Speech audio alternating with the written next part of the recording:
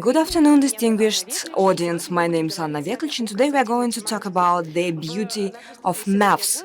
Today we have Andrey Raigorodsky, director of the Physical and Technological School of Applied Maths and Physics, head of the Adygea State University.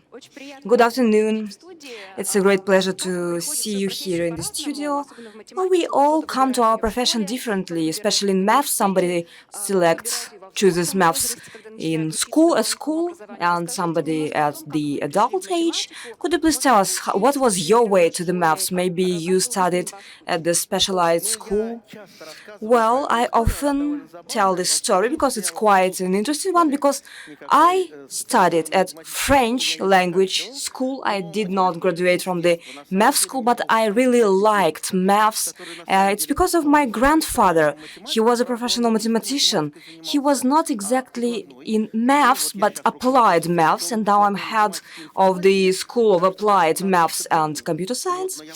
It's not a coincidence. I really love the maths itself, mathematics. He did not influence my orientation, my choice. Maybe I had some talent, some skills, and he helped me to develop that.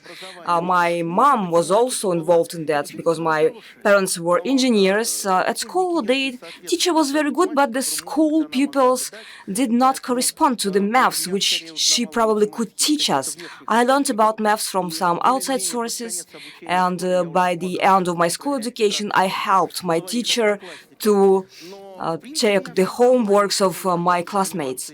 Also, I would like to say that I really enjoyed maths. I loved the beauty of maths. I did not think that it could be applied, but now I understand how it correlates. You started your way, your path in the childhood. You fell in love with the maths when you was a child. Yes, when I was 3 years old child, I could count, I knew negative numbers, etc. Those adults who did not connect their life with this discipline, what shall they do? Why do they need to have some maths courses, remember the school program, etc.? What is the new area, the new trend? I do not insist that every single person have to go and study maths. People are different. Everybody has his own interests. But try to see the beauty of the maths. It's very useful at any age. Even if you think that you never loved maths, it could mean that probably it was because of teaching. It was demonstrated from the wrong side. Yes, I don't like this. Have you tried to cook this? You need to listen to something very inspiring, and there are a lot of such things in the internet and YouTube. There are very interesting stories. I mainly speak to advanced public. I really love popularization. I talk to people who know maths, but there are people who start from the very scratch. Sabateyev, for example, he speaks about very simple things, and I can do that as well. I really enjoy telling that to different people, but unfortunately I don't have enough time. Why do you need that? Well, actually, I often say the motto. It's very important for me. Maths is not beautiful because it has application, but it has application because it's beautiful. And this is the essence, the credo.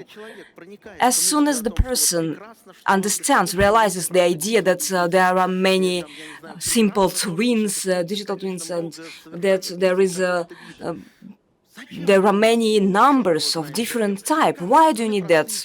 I don't know how the numbers are allocated. How often do we meet these numbers? Why do we need them now? We did not need that for centuries, and now we need that for cryptography. It increases the culture of a person. When a person starts to realize why the maths is needed, we have a very popular book on that topic. The person grows. It he or she becomes more educated in the modern world, understanding what works, what doesn't work. Otherwise, it is easy to cheat, to give false information. Knowing maths and mathematical thinking, the same or different. There are people who believe they are humanitarians, but they don't like maths, but they can do forecasts, they can calculate. Of course, there are some specific features. For some people, it's easier to think of in particular examples. For some people, something abstract is more visible. Maths is almost a humanity to a certain point of view because it's art, and the application takes place because we have revealed a truth taken from somewhere else, the celestial truth. And I am serious. It's not a religious lecture. I'm talking about philosophical credo which demonstrate how it all operates. It works like that.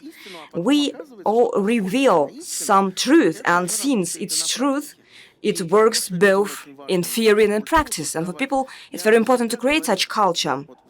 I always say that in ancient Greece, philosophers were trained the following way. In addition to philosophical discussions, they had obligatory disciplines, harmony, music, and also maths. And they are developed on different kinds of humanitarians can easily perceive mathematics, and mathematicians understand humanities. There are some certain pieces which are unmixable. It's important to try. If a person tries, then maybe the catharsis takes place. Your favorite word, catharsis. Maybe the accent is not very good. I studied where should be the accent. It's humanitarian study you did about the word.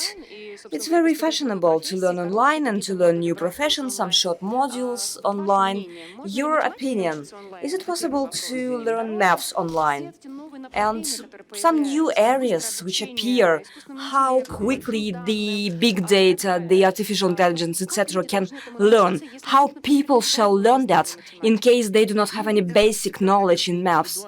Of course, it's very individual.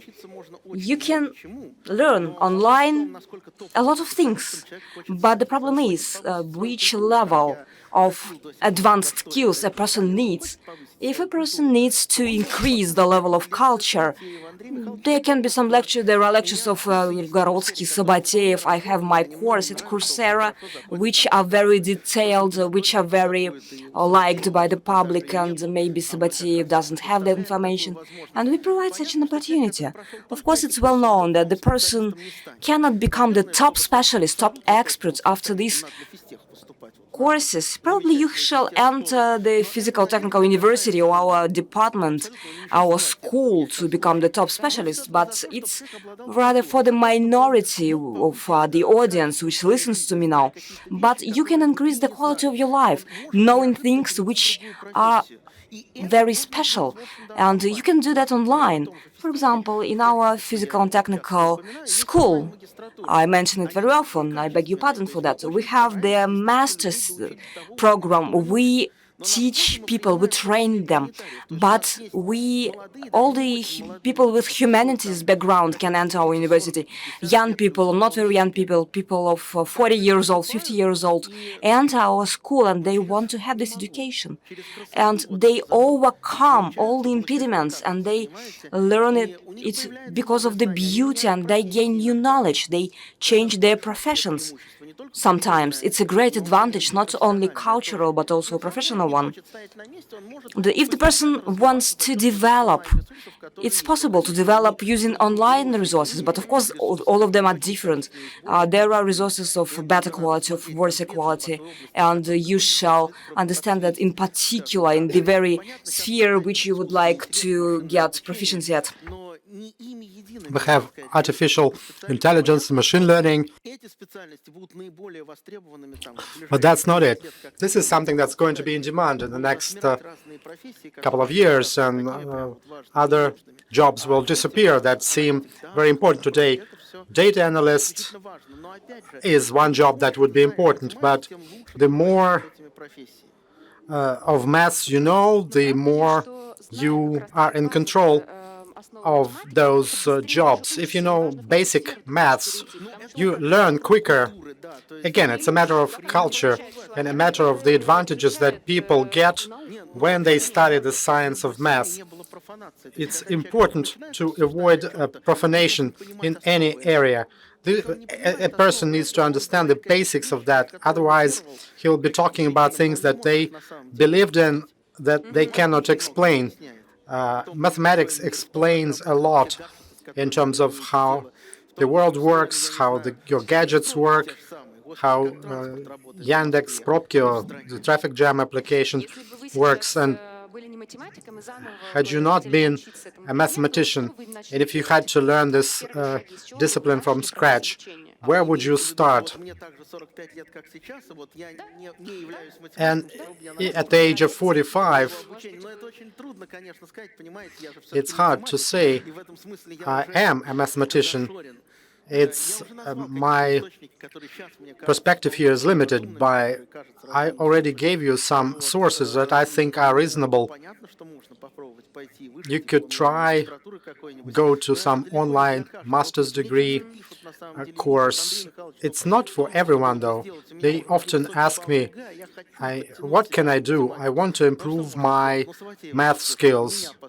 Listen to Savateev, to my videos, some Phystech courses at Coursera, or our open education platform.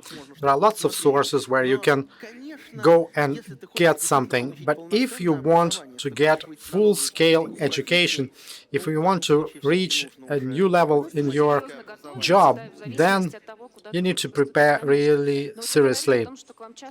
All right, you get questions a lot about how to improve your level of knowledge and skills. Is math becoming more popular, and what do you do to make it more popular? I feel popularity of mathematics if I get emails like that, but I am a mathematician. I understand that there are 150 million people living in the country, and Savateev has 150,000 on his YouTube channel. I am a subscriber. Well, me too, or I'm rather not, but I visit his site from time to time. I cannot say that I keep doing this outreach. I try to help those who already know and love mathematics at the high school level or at the university level. I also teach combinations at the bioengineering school. And of course, they need to learn some math. What about working with adults?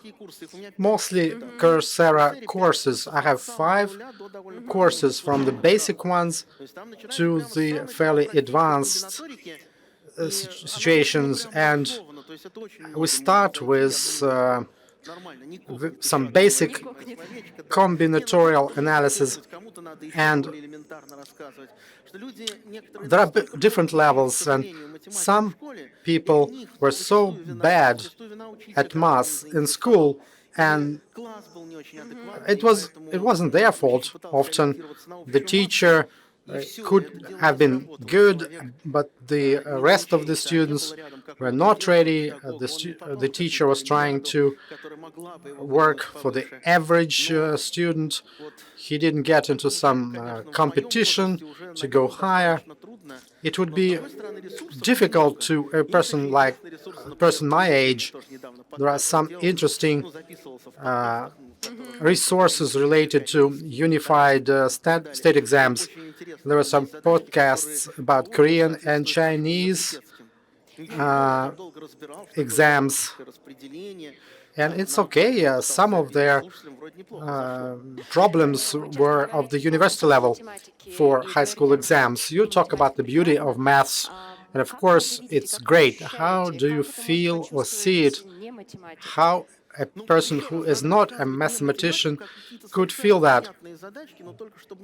You have to talk to a person who is not mathematician, telling them about some basic ideas. There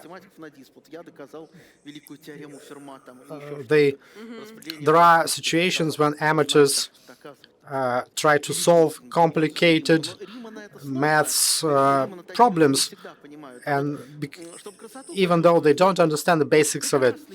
And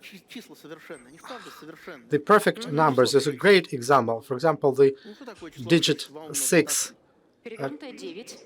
2 times 3, and if you turn 6 around, it will be 9, but no, 6 is better. Look at what you can divide 6 by. There's 1, 2, and 3. You can divide 6 by 1, 2, and 3. 1 plus 2 plus 3 makes 6. And look at number 28. Look at its dividers. 14, 2, 7 plus 1. What else? 14 plus 7. 4 is another divider. 1, 2, 4, 7, 14. If we put them all together, and you get 28. There's this number, 496. There are lots of interesting numbers. There are odd numbers, and it's like exercise for your brain. But there are problems that people have been trying to solve for thousands of years. It's beautiful. Here you have this number, which is the sum of its dividers, and sometimes there's beauty in it. I look at the logarithms video of Alexei. He was using the theory of 6 handshakes. Why 6, not more, not less? It gives you a system to understand why it's happening. It's really informative. Let me get back to those simple digits. What difference does it make? Do we all know what a simple digit is? It is a number that can be divided by itself or 1, but not 1 itself. How many simple numbers do you have that are no more than 100, no more than 1,000,000? What do you get after that limitation? 100, 1,000,000. What difference does it make? But it makes a difference for cryptography. You're saying maths is the foundation of all new sciences like AI.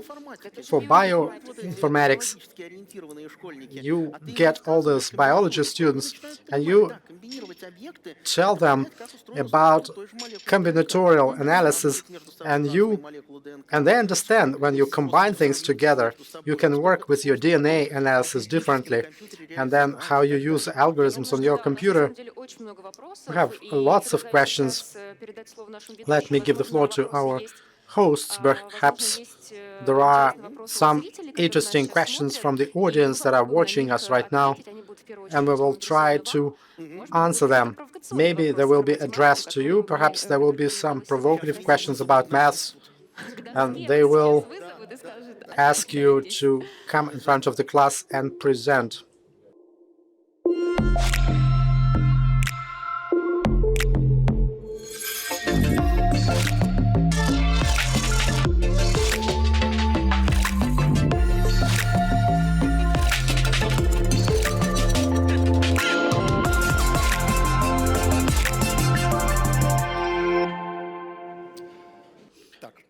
All right, we got lots of questions. Let me start asking them one by one.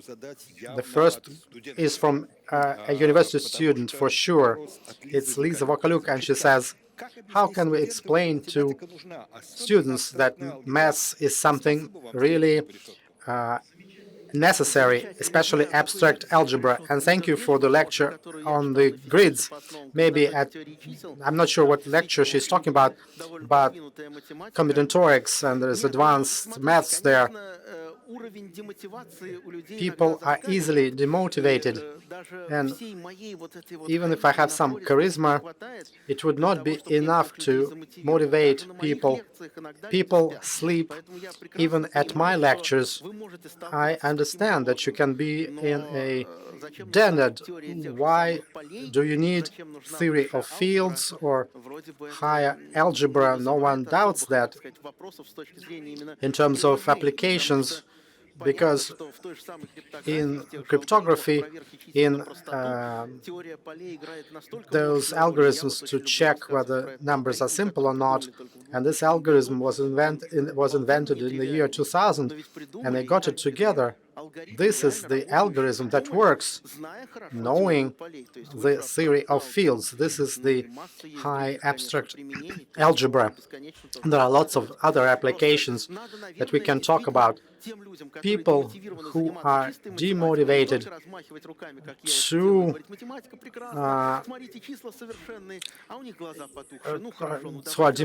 it's not enough to simply tell them about the beauty of numbers. Let's tell them about AI, how optimizing things, how to make search easier. I'm a pretty good expert in the quality of in this area, and this also works with graphs.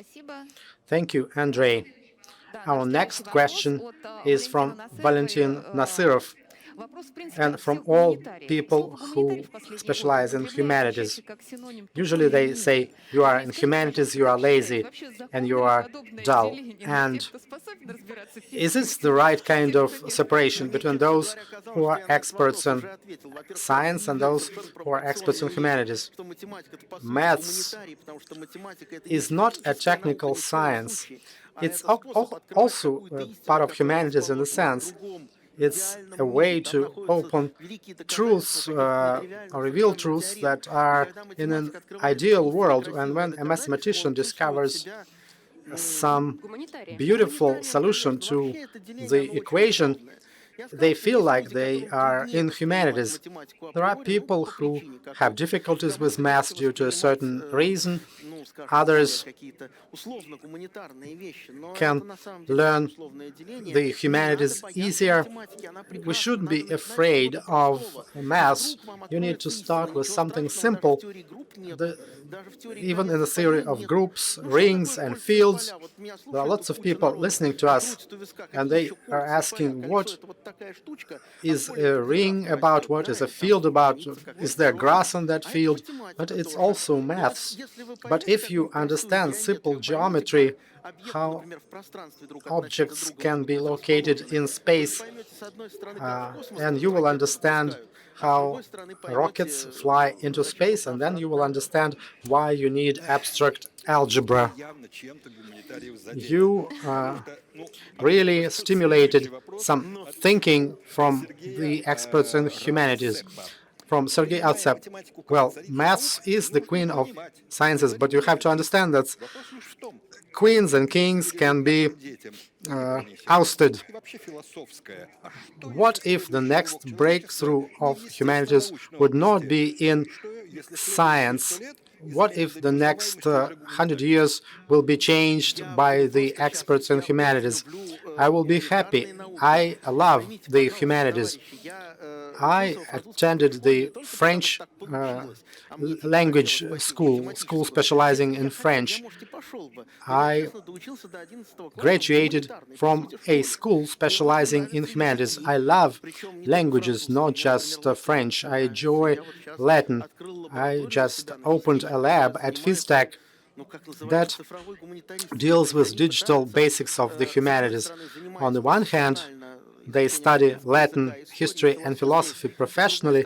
On the other hand, they try to apply it to apply machine learning, and it allows you to make a system out of your knowledge, to look for patterns and some logic. I support the development of humanities if they give us some great applications. Everything has to be carefully measured and controlled, and both mathematicians and philosophers should talk to each other. But even the ancient Greeks believed that geometry and math were part of philosophy. We keep whispering, and we apologize for that, but that's the next question. Andrei, which books on maths impressed you? What advice you would give to those who are experts in humanities?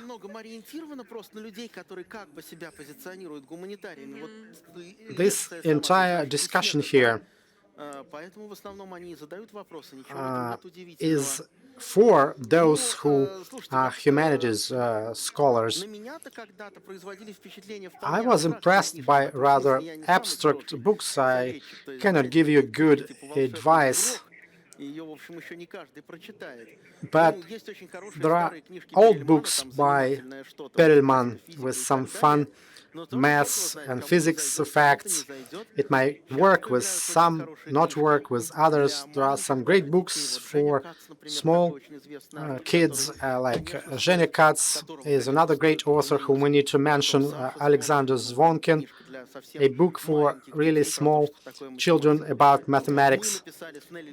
Nelia Litvak and I wrote this book on how math helps the digital world. We don't use any formulas there. We are not trying to prove anything. We are just telling them how it all works. And that's a pretty good book. I seem to be promoting my own book, but I hope it will be useful. Really, a brief final question. We are approaching the end of our session. It's by Nikita Volkov. Can you study math independently in a university which is not at the top level, or do you have to be in one of the best universities? Well, of course, good math teachers usually work in some of those best universities, but we need to look at your own achievements and limitations that may not allow you to enter top-end universities. I'm not promoting anything. We have this mathematical center in the Caucasus that was mentioned here. We opened it in the Republic of Adygea, in the city of Maikop. It's easier to get there than to Phystech University in Moscow, and that's one opportunity to get great math education. At Phystech, we have two people with this name, Nikita Volkov. Maybe there's someone else, but who knows? All right, thank you. We are right on time. Of course, we had questions for 30 more minutes, but there's not much that we can do. All right, we say goodbye.